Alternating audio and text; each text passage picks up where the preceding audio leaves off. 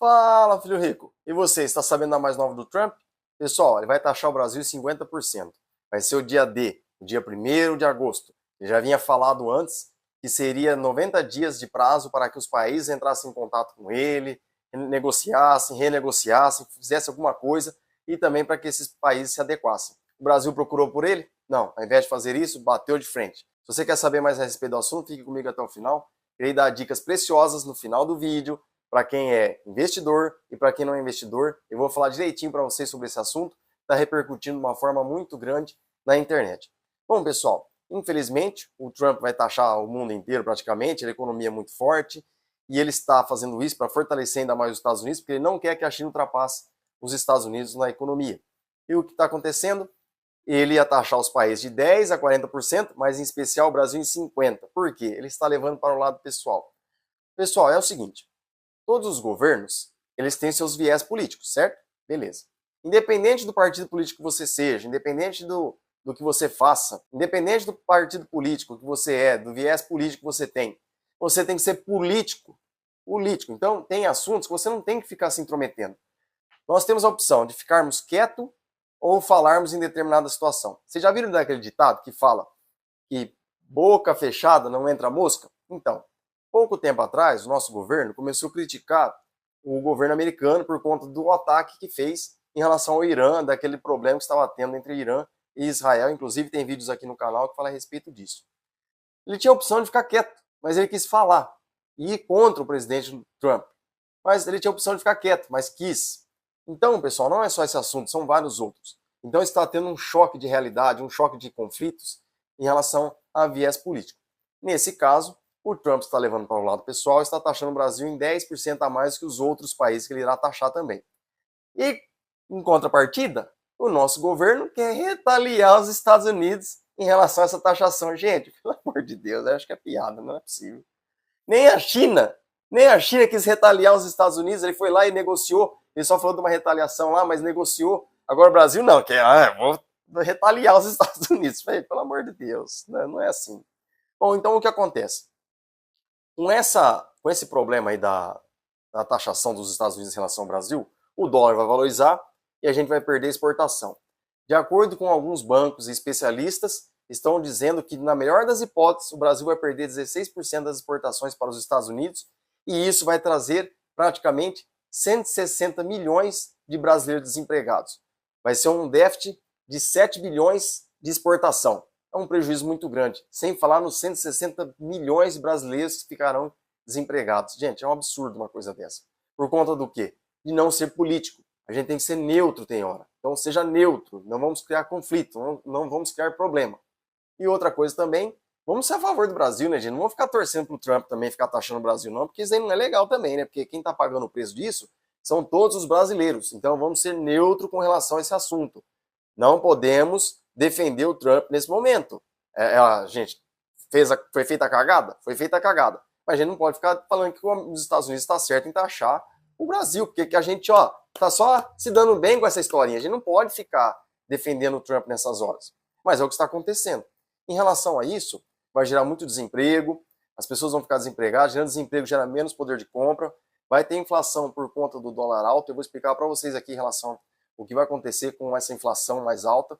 Porque é o seguinte, olha, quanto mais alta a inflação, as pessoas perdem poder de compra. Perdendo poder de compra, as pessoas vão acabar deixando de consumir, os estabelecimentos comerciais vão deixar de vender e, consequentemente, eles vão mandar pessoas embora. Fazendo isso, as pessoas vão perder poder de compra, porque não tem dinheiro, foram mandadas embora, vão deixar de comprar em outro lugar, esse outro lugar vai mandar pessoas embora, depois vai acabar criando um ciclo vicioso nesse sentido. O governo precisa arrecadar dinheiro com impostos para cobrir os gastos do país, para cobrir o gasto da máquina pública, pessoas perdendo emprego, pessoas perdendo poder de compra, o governo vai deixar de arrecadar. Deixando de arrecadar, o que ele tem que fazer? Para cobrir os gastos da máquina pública, vai cobrar mais imposto. Cobrando mais imposto, as pessoas perdem seu poder de compra e o ciclo começa tudo novamente. E a gente, se sai muito bem com essa historinha aí desse ciclo vicioso que acontece. Então o brasileiro está se prejudicando muito com essa história. A gente precisa ser político nessas horas em relação, estou querendo dizer, ao governo brasileiro. Tem que ser político, gente, não querer retaliar os Estados Unidos. Meu Deus do céu, que inocência. Vamos pensar que é inocências aí, pelo amor de Deus. Bom, e aí, sem falar nisso, se você quiser fundar um país, cobre imposto. Porque quanto mais imposto as pessoas pagam, menos poder de compra tem, mais desemprego é gerado. O ciclo começa. Não é legal cobrar imposto. Então, quer fundar um país? Cobre cada vez mais imposto. O governo quer criar placa para colocar em bicicleta, para cobrar IPVA de bicicleta, quer registrar os animais de estimação, para cobrar mais taxa dos animais. E aí, onde eles encontram uma brecha para poder cobrar imposto, o governo cobra. Ele quer cobrar. Isso aí, o que acontece com a gente? Ó, a gente se dá muito bem. Ah, meu Deus do céu, é complicado demais. Bom, o que o investidor deve fazer? Não comprar ações de empresas altamente dependentes dos Estados Unidos e procurar comprar ações de empresas que são do mercado interno e que não dependem dos Estados Unidos e muito menos do dólar, como uma empresa de energia e de saneamento básico, por exemplo. Então você poderia comprar ações nesse momento da Taesa e da Sanepar, que são empresas boas e que pagam bons dividendos, que são empresas que não estão dependendo dos Estados Unidos nesse momento. E você que não investe seu dinheiro, você pode ser uma dessas pessoas que vai ficar desempregadas. O agronegócio vai perder muita gente e vai perder também a indústria, por conta da geração de desemprego que vai acontecer por falta dessa exportação para os Estados Unidos.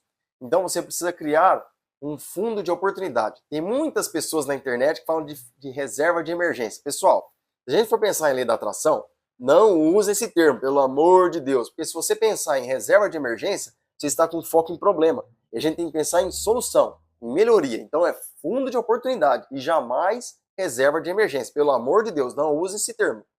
Pensando na lei da atração, é um termo erradíssimo da gente usar. Então, você tem que criar o hábito de investir, nem que seja R$50 por mês. Invista, gente. Pelo amor de Deus, pegue o hábito de investir um pouco por mês. Não tem R$50? Coloca 10, mas pega o hábito. Daqui a pouco você consegue investir mais. Pelo amor de Deus, invista um pouquinho que seja, para pegar o hábito. Depois você investe mais. E esse dinheiro que você vai usar como fundo de oportunidade, invista no CDB, no Tesouro Direto. Não precisa investir nas ações. Conforme você for aprendendo que você é novo em investimentos, por não estar investindo nada, você vai aprendendo com o tempo. Aí depois você migra para as ações também. Deixa no CDB, no Tesouro Direto, nas ações, que eu falo aqui de diversificação para vocês sempre. E uma outra coisa que vocês precisam fazer é o seguinte: procurar juntar um dinheiro que te supra durante 3 meses ou 6 meses. Se você ficar desempregado, você tem aonde recorrer.